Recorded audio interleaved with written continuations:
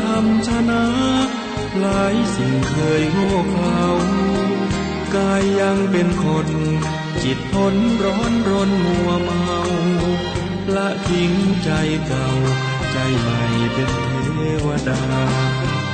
เข้าเป็นสหายกับเหล่าเทวะเทวันจงคอยคุ้มกันคุ้มครองของไทยรักษาทางโลกทางธรรมชักนำดังจินตนาสติปัญญา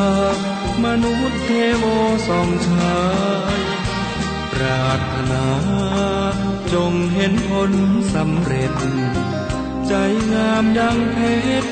เหมือนดังที่มุ่งหมายทำชั่วไม่ขึ้นทำบาปไม่ขึ้นไม่ไปทำดีลื่นไหลดังตั้งใจด้วยเถิด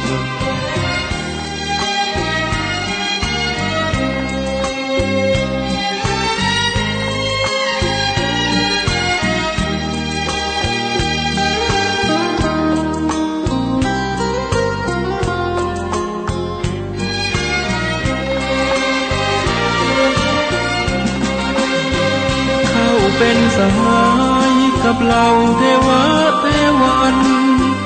จงคอยคุ้มกันคุ้มครองของภัยรักษาทางโลกทางธรรมชักนำดังจินตนาสติปัญญามนุษย์เทโวส่องฉายปรารถนาจงเห็นผลสำเร็จใจงามดังเพชรเหมือนดังที่มุ่งหมายทำชั่วไม่ขึ้นทำบาปไม่ขึ้นไม่ไปทำดีลื่นไหลดังตั้งใจด้วยเถิด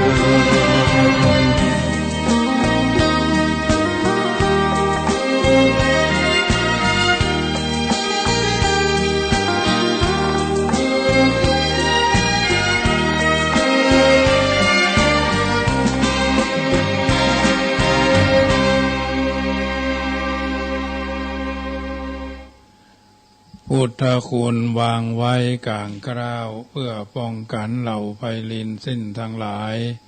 ธรรมคุณทูลวางไว้กลางใจเพื่อช่วยให้หูทั่วถึงชั่วดีสังฆคุณทูลไว้ในชีวิตเพื่อช่วยปิดปลดทุกข์ไปเป็นสุขีโดยบุญอภิวันอัญชลีสวัสดีโดยการนิรันดร์เทิน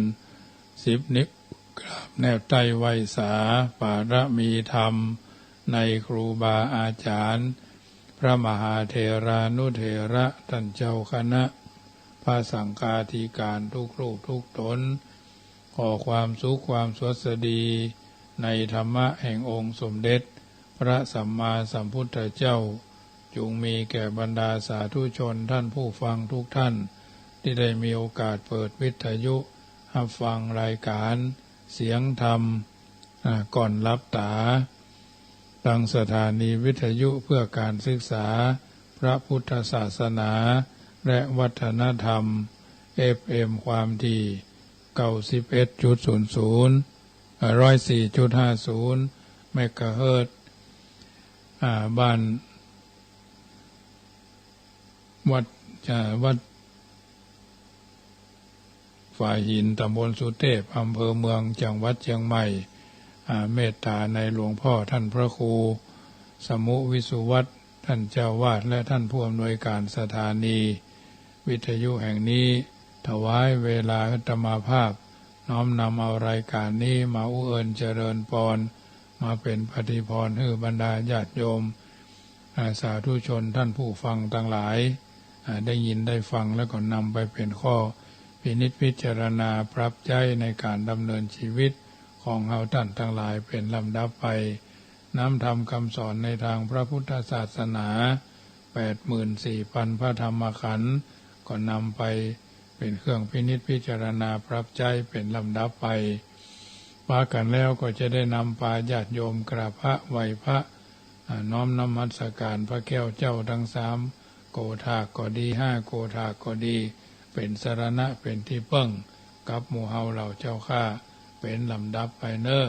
กราบหนึ่งกราบสองกราบสามกราบสี่กราบห้าอะระหังสัมมาสัมพุทโธภคะวาพุทธังภคะวันตัง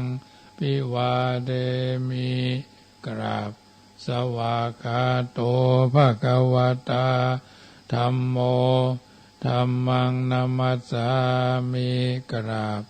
สุปฏิปันโนภคะวะโตสาวกสังโฆสังฆังนามามิกราบมาตาปิตุคุณังอหังวันตามิกราบคุณูปการีวันตามิกราบกราบพระพุทธกราบพระธรรมกราบพระสงฆ์กราบระลึกถึงคุณพ่อคุณแม่กราบระลึกถึงคุณของครูบาอาจารย์เป็นที่เสร็จสัตว์เรียบร้อยต่อไปก็ตั้งอกตั้งใจสมาทานแก้วห้าโกธากเป็นลำดับไปเนอโยสันนิสิโนวาราโพธิมูเลมารังสะเสนังมหันติงวิจโยสัมโพธิมากันจริงวะอนันตัญญาโนโลกุตตโมตังปนามามิพุทธังอตังกิโกอริยปัตโตยะนานังโมคปเวสายาอุจุกะมะโกอายังสันติกโรตุตโสนายโยปนิยานิโกตังปนามามิธัมมังสังโฆวิสุทโธวรตะขินายโยสันตินทริโยสปะมาระปะหิโนคุเนหิเนเกหิสมิติปัตโต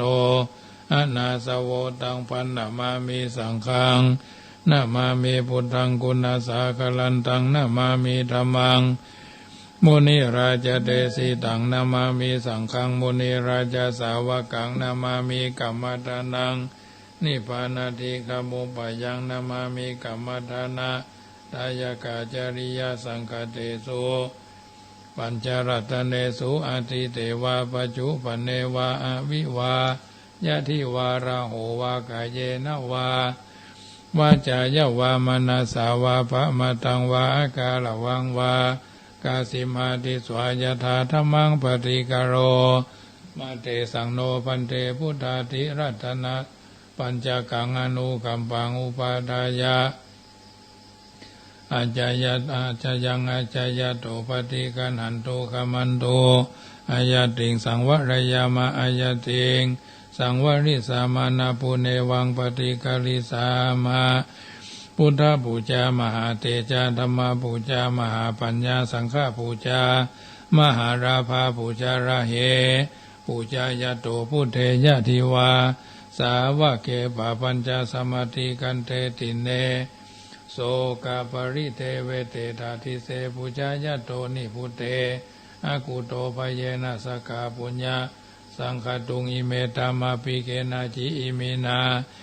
อาคิตุปาบุภาราชาปุจาการวะกะเมนะเมตยะพุทธสาทัสสนัญจลภามหาเสยวานุปัจจโตพุทโธเมตโยเทวปูจิโตสังสาเรสังสารันโตปิอปเยนะขะมามหาเสนิพพานาปัจจโยโหตุโนนิจจังนะโมตัสสะภะคะวะโตอะระหะโตสัมมาสัมพุทธัสสะนะโมตัสสะภะคะวะโตอะระหะโตสัมมาสัมพุทธัสสะนะโมตัสสะภะคะวะโตอะระหะโตสัมมาสัมพุทธัสสะพุทธังสรณังกัจฉามิธัมมังสรณังกัจฉามิสังฆังสรณังกัจฉามิทุติยัมปิพุทธังสรณังกัจฉามิทุติยัมปิธัมมังสรณังกัจฉามิทุติยัมปิสังฆังสรณังกัจฉามิตติยัมปิพุทธังสรณังกัจฉามิตติยัมปิธัมมังสรณังกัจฉามิตติยัมปิสังฆังสรณังกัจฉามิสรณะกัมมนังพุทโธสัพพัญญูตยโนธัมโมโรกุตโรนาวาสังโฆมะคะปะระโตจะอิจิตังรัตนะทยังเอตัสสะอนุภาเวนะสัพพะอันตรายโยวินาศสันตุโนนะโมเมสัพพะพุทธานังตัวติงสาวะละละคโนตนังกโรมหาวีโรเมทังกโร มหายโสสะลานังกะโลโลกาหิโตติปังกะโลยุตินทโลโกนัญโยจนะปะโมโคมังกะโลปุริสาสัพโพสุมโนทีโรเรวัตโตรติวัฒโนโสภิโตคุณสัมปันโนอโนมาตสีจนุตตโมปทุโมโรกปโจโตนารโตวรสารติปทุมุทโรสัตตสาโลสุเมโทอาปะอากาปุกาโลสุจาโตสัพพโรกโกปิยตัสสีนาราสะโพอันตตัสสีกรุณิโกธรรมะตัสสีธรรมโมนุโทสิตาโตอาสาโมโลเกติโสจวัตตังวโรพุโสจปวโรพุทโธวิปัสสิจาอนุปโมสิกิสปะหิโตสัทธาเวสภูสุขตายโกกะกุสันโทสัทธาวะโหโกนากมโนรานัญจโหกัสสโปสิริสัมปันโนโกตโมสักยะปุงคโวอัตตวิสติสังคตาอิเมพุทธามะอิติกากรุณาคุณาสัมปันนาสัพพโลกาภิปูจิตวะเอเตทัสสะปะราพุทธาอุตตมาอากาปุกลาเตปิสังฆคุณาสุปิติเยอมตังปตาเอเตพุทธาอติตาจามังคาราหุติสัพพตาอัตตวิสติเมพุทเทหังวันตามิสัพพตาเตสังยเนนะสีเรนะขันติเมธาปเรนะจเตปิโนอนุรักขันตุอโรกเยนะสุเขนะจาอัตตวิสติเมพุทเทโยนโรสรนังกโตกัปปานิสัตตสหัสสานิทุกขติงโสนาคจันติอัตตวิสติพุทธปาลิตังติปิโสภะคะวะอะระหังสัมมาสัมพุทโธวิชาจารณะสัมปันโนสุขโตโรกวิโตอนุตตโลปุริสัทธมสารติสัทธาเทวมนุษย์สานังพุทโธภะคะวะติสวากาโตภะคะวะตาธัมโมสันติติโกอากาลิโกเอหิปัสสิโกโอปนายิโกปัจจตังเวทิตาโพวินโยอิติสุปฏิปันโนภะคะวะโตสาวกสังโฆจุปฏิปันโนภะคะวะโตสาวกสังโฆญาญาปฏิปันโนภะคะวะโตสาวกสังโฆสามีจิปฏิปันโนภะคะวะโตสาวกสังโฆ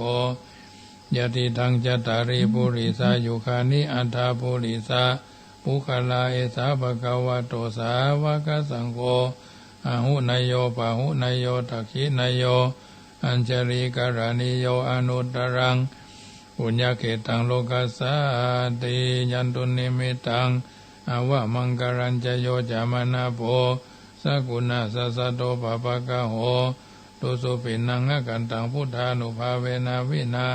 สะเมนตุยันตุนิมิตังอาวะมังกรัญจโยจามนาโภสกุณาสัสสะโตปะปะกะโหตุสุปินังอกันตังธัมมานุภาเวนะวินาสเมนโตยันตุเนมิตังอวะมังกรัญจโยจามนาโภสักขุณาสัสสะโตปะปะกะโหตุสุปินังอากันตังสังฆานุภาเวนะวินาสเมนโตเอวเมสุตังเอกังสัมมัญญังภคะวาสาวัติยังวิหารติเจตวันเนอนาถบิณฑิกัสสะอาราเมตระโขภคะวาภิกขุอามันเตสีภิกขโวติปทันเตติเตภิกขุภคะวะโตปัจจโสสุภคะวะเอตตะโวจาเมตตายาภิกขเวเจโตวิมุตติยาอาเสวิตายาภาวิตายาปะหุริกตายายานีกตายาวัตุกตายาอนุติตายาปริจิตายาสุสมารัฐายาอิเมเอกาทัสสานิสังสาปฏิกังขากตเมเอกาทัสสะสุขังสุปฏิสุขังปฏิปุจจตินาปะปะกังสุปินังปัสสติมนุสสานังปิโยโหติอมนุสสานังปิโยโหติเทวตารคันตินาสะอาคิวาวิสังวาสัทธังวากรรมติตุวัตตังจิตังสมาธิยติมุขวันโนวิปัสสิทติอาสามุลละโหกาลังกโรติอุตริงอปติวิจันโตภมโรกุปโคโหติเมตตายาภิกขเวเจโตวิมุตติยาเสวิตายาภาวิตายาปาหุริกตายายานิกตายาวัตุกตายาอนุติตายาปริจิตายาสุสมารัตายาอิเมเอกาทัสสานิสังสาปฏิกังคติอิทัมโวจาภคะวาอัตตมานาเตภิกขุภคะวะโตภาสิตังอภินันทุนติ ติปิโสภะคะวะตานะปารมีสัมปันโนตานะอุปปารมีสัมปันโนตานะปรมัตถะปารมีสัมปันโนเมตตาไมตรีกรุณามุทิตาอุเบกขาปารมีสัมปันโนอิติปิโสภะคะวะศีลปารมีสัมปันโนศีลอุปปารมีสัมปันโนศีลปรมัตถปารมีสัมปันโนเมตตาไมตรีกรุณามุทิตาอุเบกขาปารมีสัมปันโนอิติปิโส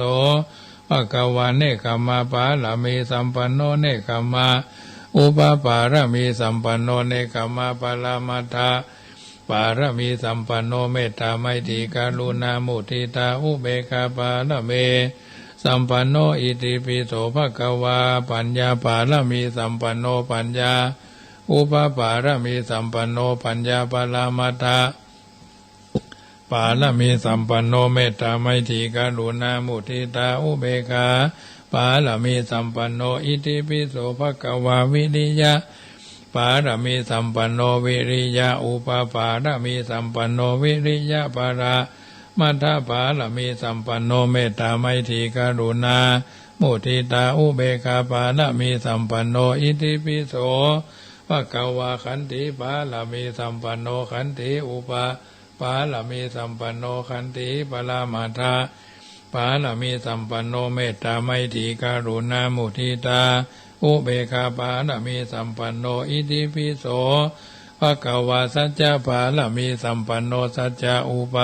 ปารมีสัมปันโนสัจจะปรมัตถะปารมีสัมปันโนเมตตาไมตรีกรุณามุทิตาอุเบกขา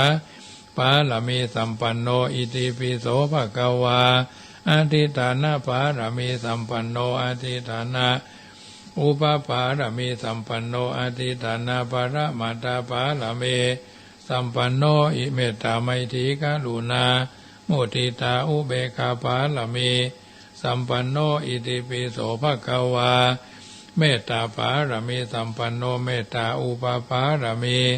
สัมปันโนเมตตาปรมัตถปารมีสัมปันโนเมตตาไมตรีกรุณามุทิตาอุเบกขาปารมีสัมปันโนอิติปิโสภะคะวะอุเบกขาปารมีสัมปันโนอุเบกขาอุปปารมีสัมปันโนอุเบกขาภละมัทธปารมีสัมปันโนเมตตาไมตรีกรุณามุทิตาอุเบกขาปารมีสัมปันโนอิติปิโสภะคะวะทัสสะปารมีสัมปันโนทัสสะอุปปารมีสัมปันโนทัสสะปรมัตถปารมีสัมปันโนเมตตาไมตรีกรุณามุทิตาอุเบกขาปารมีสัมปันโนอิติปิโสโทโสภะคะวะอิติปิสวาธุพระปัญญาปารมี30ทัสสวาธุพระปัญญาปารมีวัดแวดล้อมวิริยะปารมีอ้อมระวังดีศีลปารมีบางหอกบางดาบเมตตาปารมีผ่าแพ้ดังปืนตานะปารมีคือเป็นพื้นดังต่ออุเบกขาปารมีคือก่อเป็นเวียงสัจจะปารมีแวดระวังดีเป็นไม้ไทยคันตีปารมี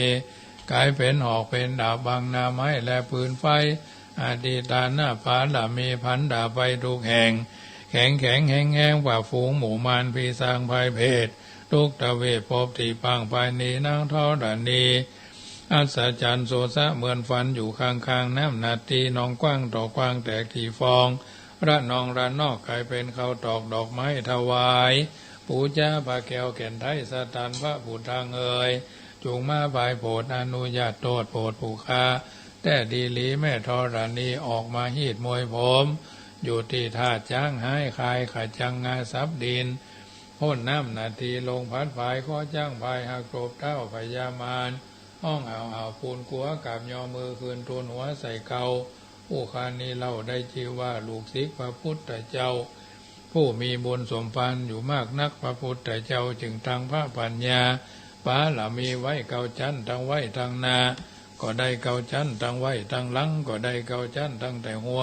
แผ่วตีนก็ได้เกาจันทั้งแต่ตีนแผ่วหัวก็ได้เกาจัน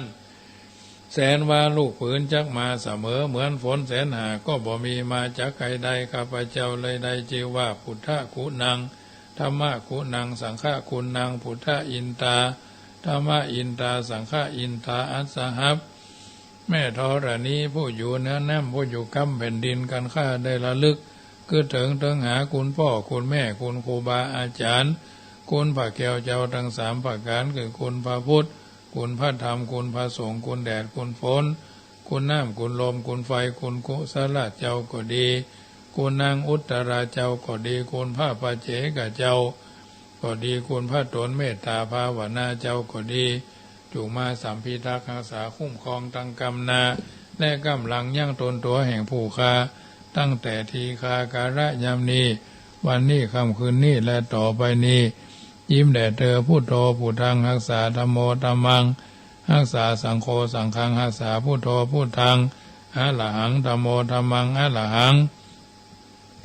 สังโฆสังฆังอะระหังพุทโธพุทธังกันหะธัมโมธัมมังกันหะ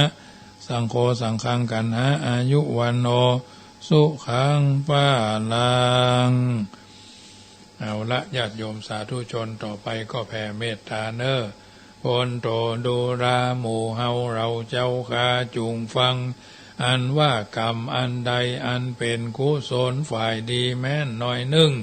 อันเปิงกะทำอันเฮาตั้งหลายกะทำแล้วอันว่าเทวดาตั้งหลายฝูงใดอันมีมาถึงในที่นี้เป็นตนจุงอนุโมทนาซึ่งบุญอันเฮาตั้งหลายหากใดกะทำแล้วนั้นอันว่าสัตว์ตั้งหลายตึงมวลอันรักษาตนตัวผู้ค้าอยู่เป็นสุขการะทุกเมื่อจงมีอายุยืนยาวจงมีมารว่าพ่อแม่ครูจงอยู่เป็นสุขจงพ้นจากทุกข์จงมีอันว่าญาติทั้งหลายจงเป็นสุขจงพ้นจากทุกข์อันว่าจงมีอันว่าคนทั้งหลายฝูงบ่ใจญาติจงเป็นสุขจงพ้นจากทุกข์จงมีอันว่าผีวิสาจทั้งหลายอันว่ายักษ์ทั้งหลายอันว่าเปรตทั้งหลายอันว่าจงเป็นสุขจงพ้นจากทุกข์จงมีอันว่านักขัตฤกษ์ทั้งหลายจงเป็นสุขจงพ้นจากทุกข์จงมีอันว่าเทวดาทั้งหลายจงเป็นสุขจงพ้นจากทุกข์จงมีอันว่าครูบาอุปชฌาย์อาจารย์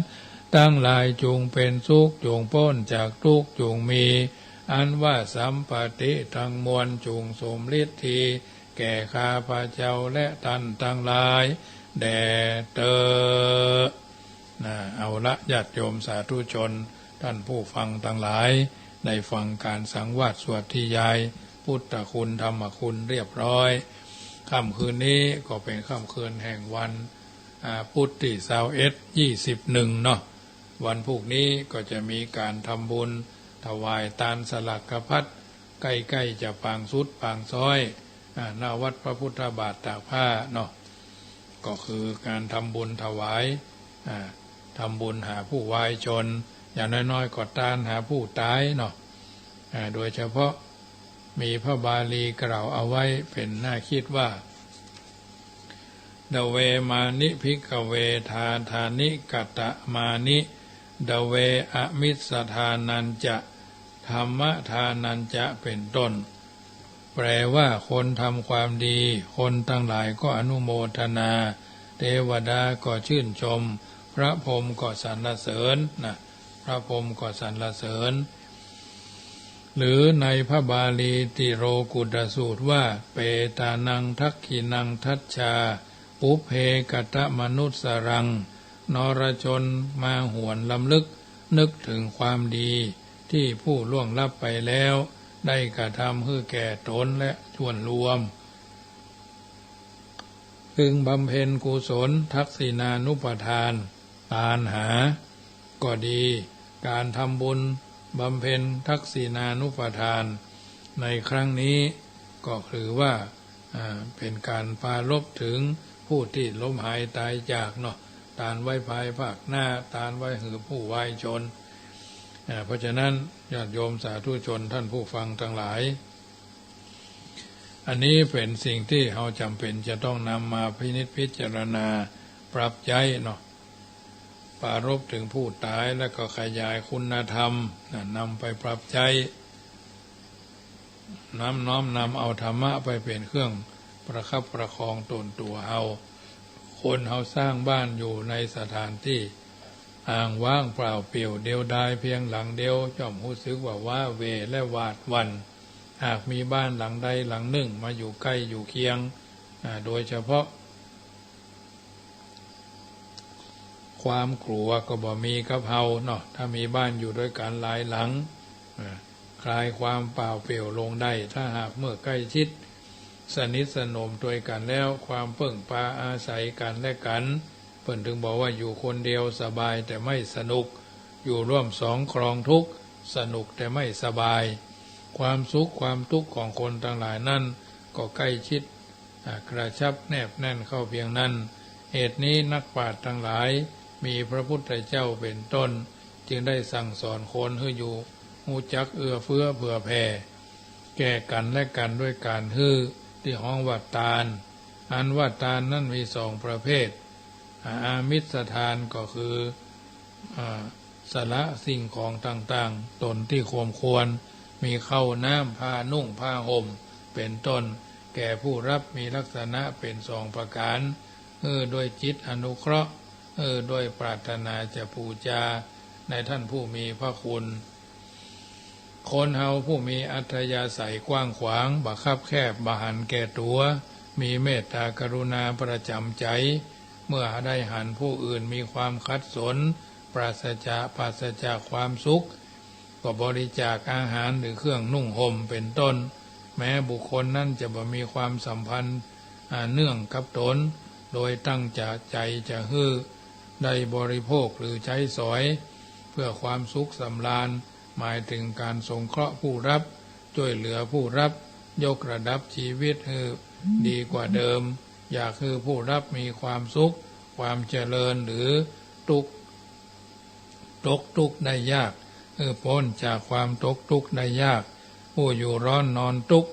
ได้พ้นจากการอยู่ไม่ร้อนนอนไม่ทุกข์ด้วยการจัดมีเป็นสื่อประสานใจในเบื้องต้น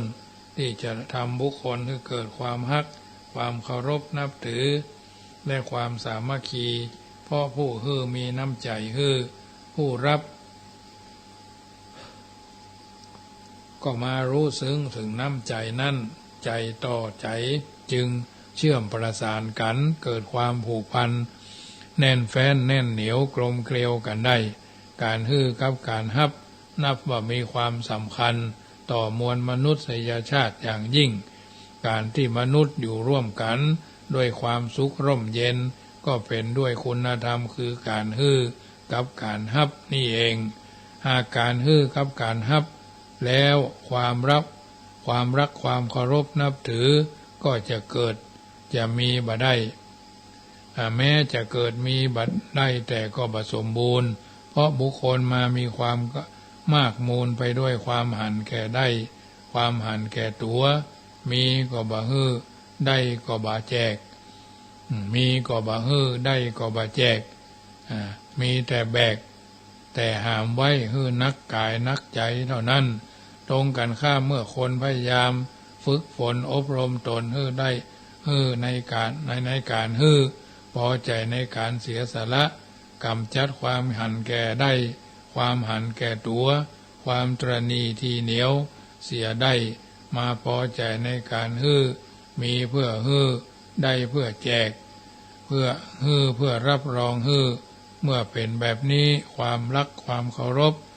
นับถือที่ยังบ่เกิดบ่มีก็จะเกิดจะมีความฮักความเคารพนับถือจะเป็นเหตุให้เกิดความสามัคคีความสามัคคีจะเป็นเหตุให้เกิดความสงบความสงบจะเป็นเหตุให้เกิดความสุขความสุขก็จะมีบ่ได้ถ้าบ่มีความสงบความสงบจะมีบ่ได้ถ้าบ่มีความสามัคคี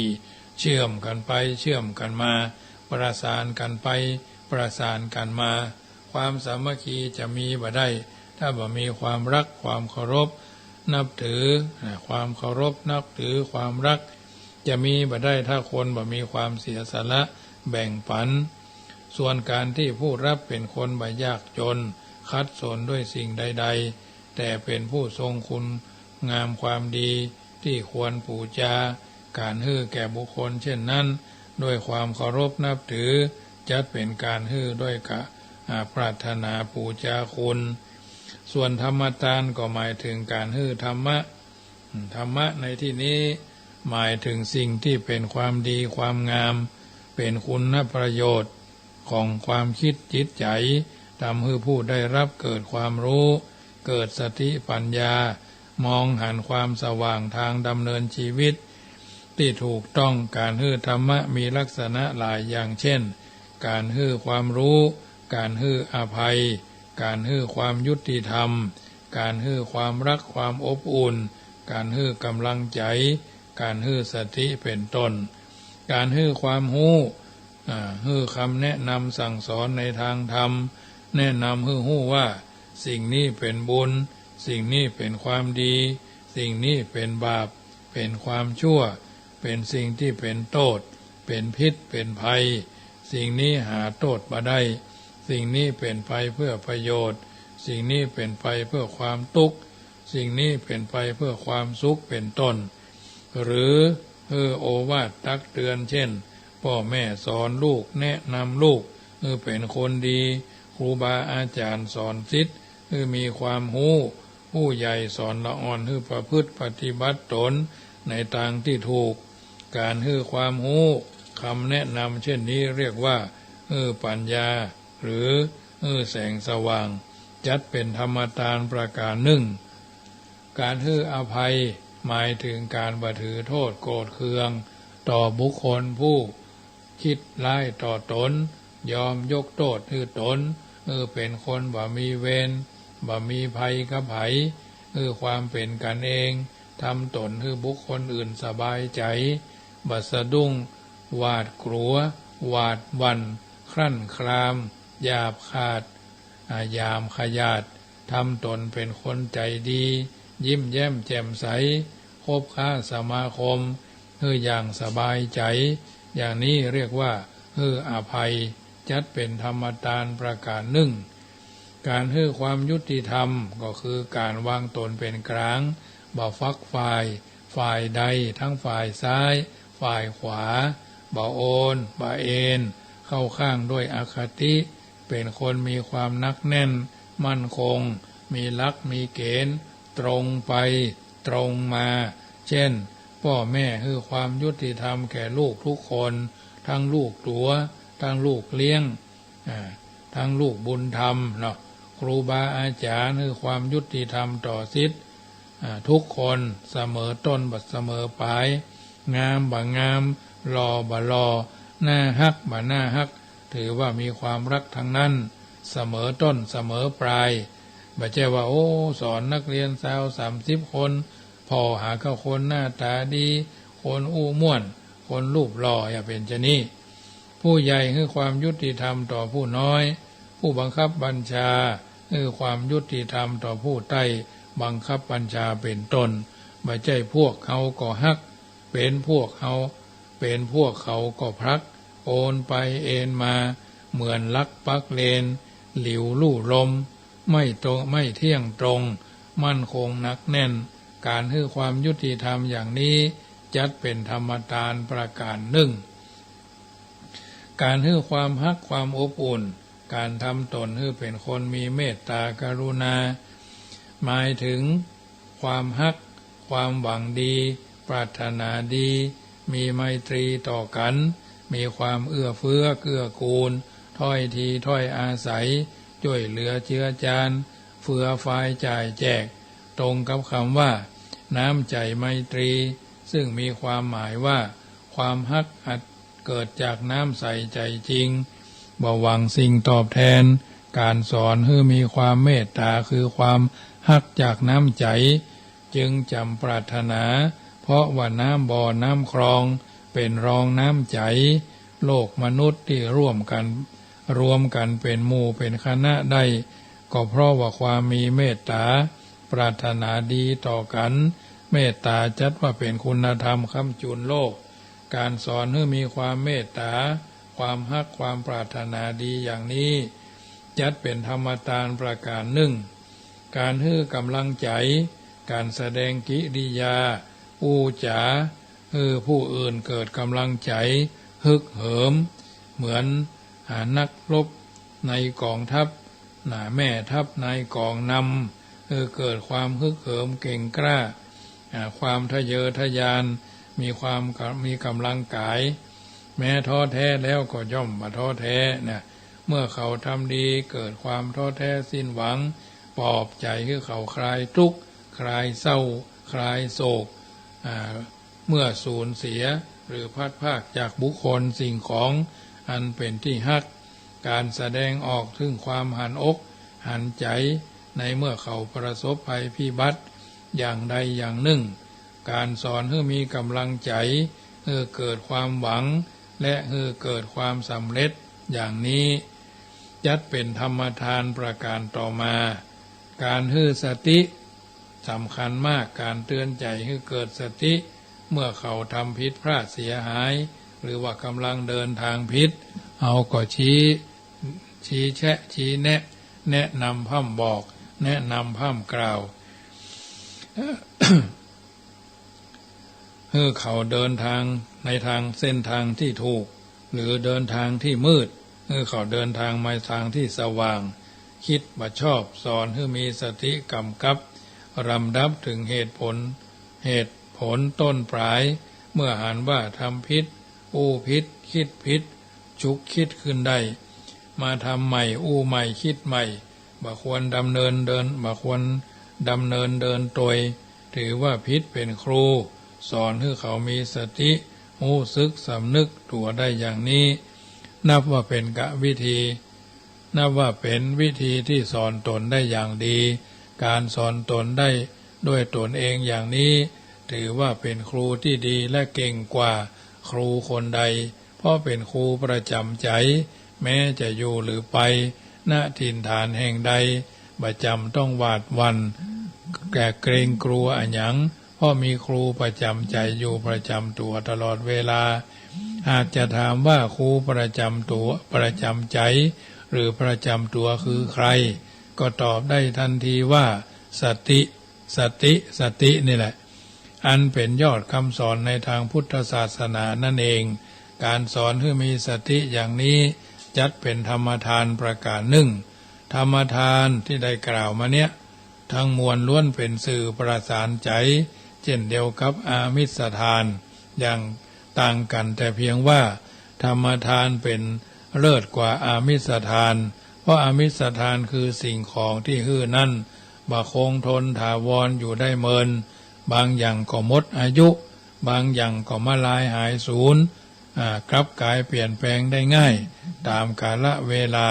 หรือหมดสภาพของสิ่งต่างๆสิ่งนั้นๆกับทั้งที่เป็น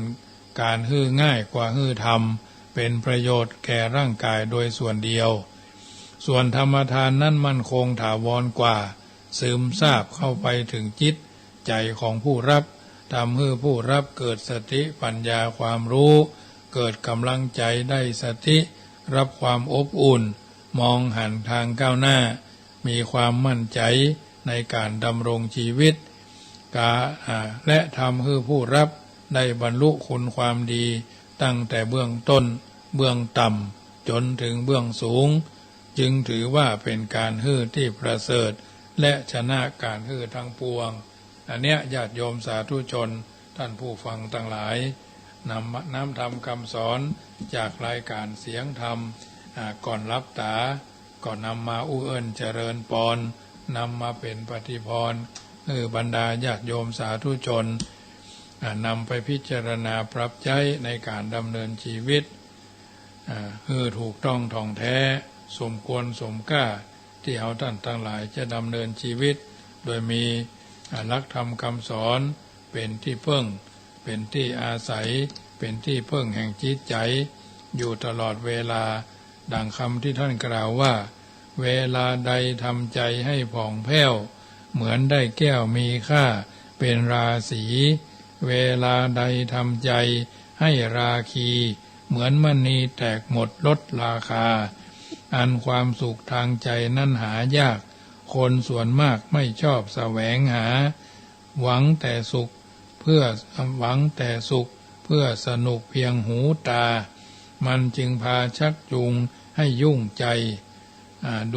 ตัวดำทั้งต่ำต้อยสกุลวง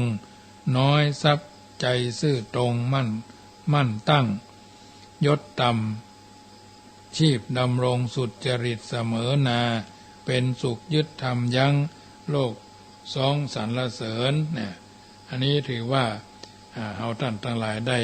นำไปปรับใช้ในการดำเนินชีวิตเพิ่นบอกว่าทอดร่างเราลงให้เขาประคองช่วยเกาะเขาก้าวจนเราม้วยดีฉะไหนเกิดเป็นคนไม่ตั้งตนคนใหญ่พ่ายใหญ่ภัยชีวิตไร้คุณค่าราคาคนค่าของคนอยู่ที่คุณช่วยจุนคำค่าคนล้ำเพราะมีคุณหนุนทุกหนถ้าไร้คุณก็สิ้นค่าราคาคนหากคุณล้นค่าก็ล้ำตามกันมาค่าคุณนี้มีกำหนดบทบัญญัติคือสมบัติของคนดีมีคุณค่า1การงาน2ธรรม3วิชา4จรรยามารยาทปราดมนทินนี่คือคุณหนุนคนให้ล้นค่าใช่พงพันชันษาหรือทรัพย์สิน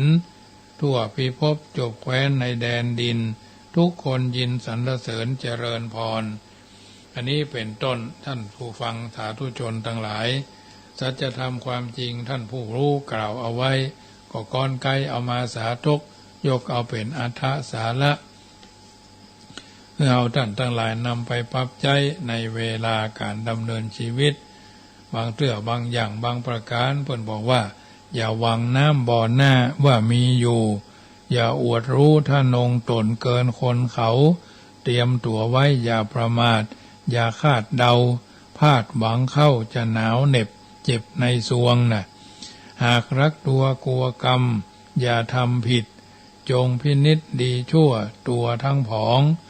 ตั้งตัวตนให้ดีงามตามคันรองดีจะครองคุ้มภัยไล่หมู่มารได้ดีแล้วอย่าปลื้มจนลืมหลังอย่าโอหังอวดโตโก้หรูหราลืมกำเนิดวงวานลืมบ้านนาเหมือนกิ้งก่าได้ทองจะหมองตรมเป็นดอกหญ้าประดินอย่าสิ้นสักถึงรูปรักไม่โดดเด่นเช่นใครเขาจงภูมิใจในสิ่งที่เป็นเราอย่าให้เขาตราหน้าว่าไม่เจียม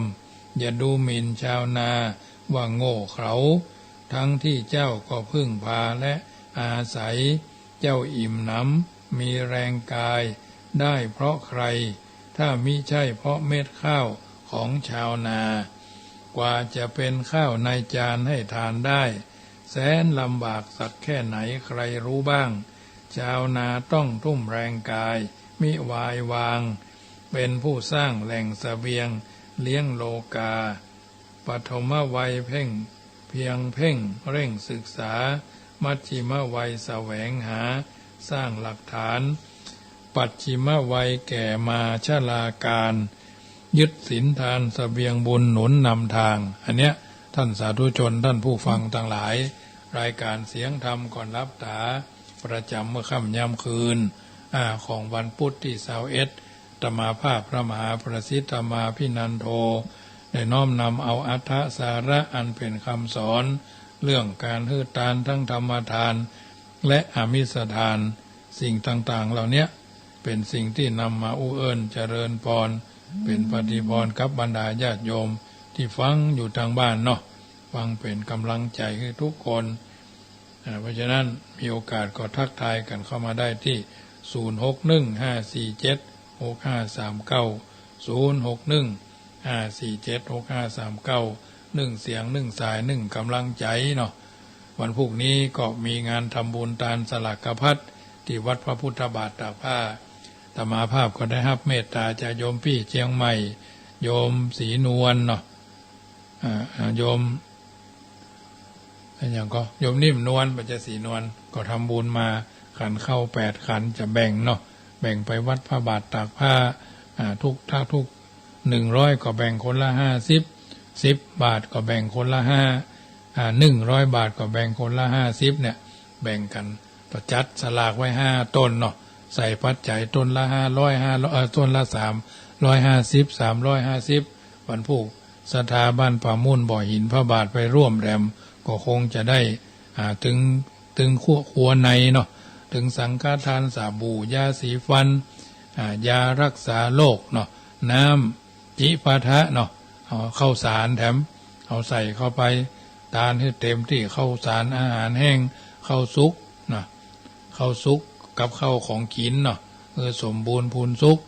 ทานให้เต็มที่บารมีก็จะเกิดมันทำบุญเท่าบักเกยนี่ก็จะลำบากอยู่เนาะดังนี้ทางนั้นก็จะเจ้าก็เลยจัดสังฆทานอยู่ทุกเจ้าพวกก็มายื้อพอทุกเจ้าในวัดนี่โดยมากก็พ่อแม่บ่มีแล้วลูกกำพร้าทั้งนั้นพ่อก็ตายแล้วแม่ก็ตายแล้วบอกว่าโอ้ตู้เอ๋ยยังปากันตาหาพ่อหาแม่พ่องก่อนนั่นเนาะอีหรอสตางก็มีหรอมันใจว่าตาเนี่ยคู่เดือนอาตมาใช้คำสรรพนามว่าข้าเนาะข้าก็ตานมาคู่ปีเนาะวันหน้าวันตาอาตมาภาพก็ตานหาอดีตเจ้าวาด1 ชุด2 ตนก็2 ชุดเนาะพ่อแม่อาตมาภาพก็1 ชุดเป็นต้นที่3ต้นที่4ก็ตานหาเทพบุตรเทวดากรรมการวัดล่ามวัดเลขวัดที่ล้มหายตายจากเป็นชุดที่4อาตมาภาพก็ตานไว้ภายภาคหน้าโดยวันหน้าก็บ่แน่ใครจะทำบุญหากะบ่ทำบุญหากะเฮาก็บ่ต้องไปสนใจใส่ใจนักเพราะฉะนั้นเฮาทำของเฮาไว้ก่อนเพิ่นห้องว่าทำบุญหยาดน้ำอย่ากินตาลหลวงหลายยักได้สบายเกิดสุขภายหน้า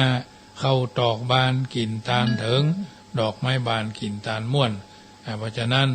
เอามีโอกาสก็ทำบุญไปเถอะวัดใกล้บ้านเพิ่นกินสลากก็ไปตานกันทางนี้ทางนั้นเนาะวัดอาตมาภาพนี่ได้รับปัจจัยจากญาติโยมรับเป็นเจ้าภาพขันเข้าขัน30ก็มี50ก็มีเอาไปตานวัดพระบาทวัดพระธาตุละปูนส่วนหนึ่งวันพุธนี้ก็จะเอาไปสมทบวัดพระพุทธบาทตาผ้าแถมส่วนหนึ่งนี่ก็น้อมเอิญเจริญพรเนอะเจริญพรแฟนพันธุ์แท้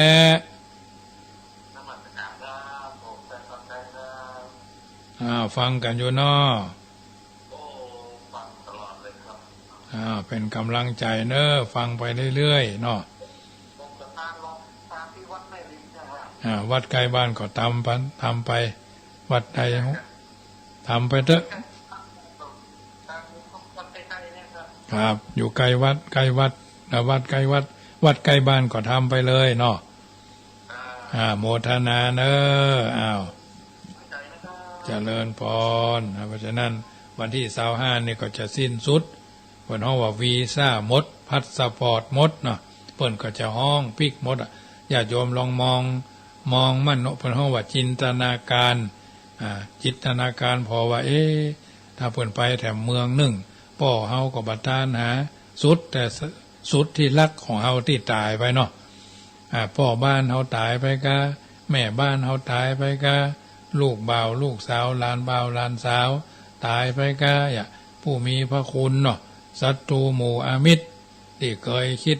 ปองร้ายคือเฮาก็ดีเคยเป็นคู่เคียงเลี้ยงหมอนกันก็ดีเคยทำการทำงานด้วยกันก็ดีเคยกินข้าวด้วยกันก็ดีนึกถึงเขาโมนี้เนาะตาลรวมไปน่ะมันไม่ใช่ว่านักนาสากัดนะญาติโยมปีละ1 เตื้อตู้เจ้าเฮาก็เหมือนกันนะก็ต้องทำบุญเหมือนกันแต่ทั้งนี้ทั้งนั้นก็ดุลพินิจวิจารณญาณที่เฮาจะทำหรือมาทำแค่นั้นเอง12เดือน12ก็จะดับวันที่25อันนี้ก็จะทำบุญอาตมาภาพก็วันพุธกินสลากพุ่นมาเรียบร้อยก็จะได้มาดาสลากดาสังฆทานที่จะถวายพระถวายเนนนะโยมปิยะธิดาก็เพิ่นถวายของไว้ที่สะพานจันทร์สมหรือครัวแขกเนาะจะได้ไปฮับเอามาอาจจะได้มาจัดสังฆทานกำ8 ต้นเนาะอาตมาภาพก็เป็นต้นเป็นประธานคือต้นละ700 บาทปัจจัยจากญาติโยมหอมขันเข้ากันพ่องสันขัน30ก็มีขัน50ก็มีรวบรวมไว้คือแบ่งสรรปันส่วนแจกแจงแยกแยะบางคนเพิ่นก็หอมมา300ก็เอาแบ่งเกิงเนาะหรือแบ่งเฉลี่ยกันให้มันทั่วถึงกันเนาะเพราะฉะนั้น อันนี้ก็เป็นส่วนหนึ่งนำมาเอื้อนเจริญพรเจริญพรยายพร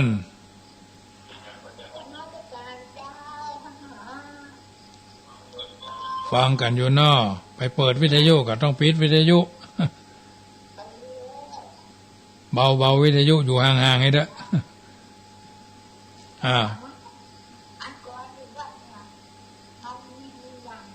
อว่าไปเลยจะว่าก่อนก็ว่าไปเลยบัตรของเราใครเห็นเล่าเขาก็ช่างจะช่างวัดล้างถ้าเราดีตัวดีวัดกับบ้านสร้างร่วมกันสามัคคีวัดจะดีเพราะบ้านสง่าดูฟ้าบ้านกับวัดพัฒนาเพื่อสาธิตตั้งนิมิตเหมือนแมนแดนสวรรค์บ้านกับวัดพัฒนาพร้อมหน้ากัน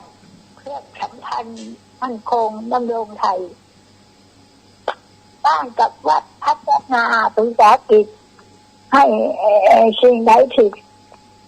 คิดขัดแก้ไขบ้านกับวัดพัฒนาหูตาไวสำคัญไทยกำจัดภัยร้ายราบต้องปราบมารจบแล้วเนอะโอ้จบละ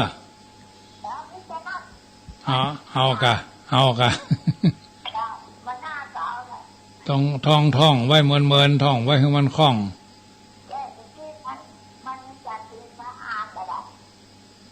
เขียนด้วยกะต้องเขียนด้วยอ่านด้วยจึงจะเข้าคล่องเนาะ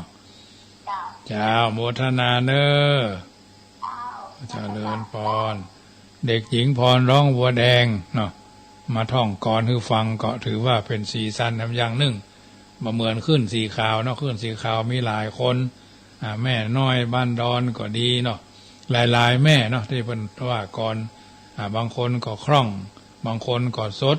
บางคนก็แห้งบางคนก็ติดอยู่ในเยื่อสมองก็ถือว่าผ่านไปด้วยดีเนาะเพราะฉะนั้นมีโอกาสก็โทรศัพท์กันเข้ามาเนอะ0 ครับ 0615476539061547653อนุโมทนาโยมแม่ชีกันที่นี่ได้รับสกรรมเนาะอยู่จุดไหนมองใดฟังกันไปเนอะวันพรุ่งนี้จะเอาบุญเอากุศลมาเผื่อทุกคนทุกท่านทั้งที่ทำบุญมาแล้วและมาได้ทำเราก็จะได้มาบรรยายสาธุยกคือบรรดาญาติโยมได้ฟังเป็นกำลังใจให้ทุกท่านอยู่จุดไหนมองใดแต่ที่อาจารย์ศิวะโทรกันเข้ามาอย่าได้รับสกรรมนะอาจารย์ศิวดีเจียงใหม่เนาะขี้เพิ่นอาตมาภาพกำลังสวดมนต์อยู่เนาะสวดมนต์ออกอากาศเนี่ยเพิ่นโทรเข้ามาบอกโอ้สาธุเนาะก็เดี๋ยวจะโทรพิกไปทำกรรมเนื่องวันนี้สมสมัยได้เวลาเนอะขอนำรายการจากท่านไปก่อนสัพปีติโยวิวัชชันตุสัพปโรโควินัสสตุมาเตภวัตวันตรายโยสุขีทีคายุโกมงคลเลิศแล้วเจ้าสถาทายกทายิกาที่เป็นเจ้าภาพกันเทศกันธรรมก็ดีร่วมทำบุญขันเข้าก็ดีแต่ละคนแต่ละท่านไก่น้อยใหญ่อันหมายมีโยมพี่เชียงใหม่โยมนิ่มนวลและอุปาสิกาทั้งหลายในทิศทั้งสี่มีจิตใจคลี่เจยบานสละจตุปัจจัยคนละเล็กคนละน้อยเป็นเจ้าภาพขันเข้าก็ดีเป็นเจ้าภาพสังฆทานก็ดีสิ่งละอันพันละน้อยจักอุทิศเป็นกรัปปนาปัจโจปการกิจอุทิศอาภิตามารดาสัมพันธวงศา7 เจนตระกูลเป็นเก้าเจนตระกูลเป็นแดนแสนเจนตระกูลเป็นไม้ท่านเจ้าเหล่านั้น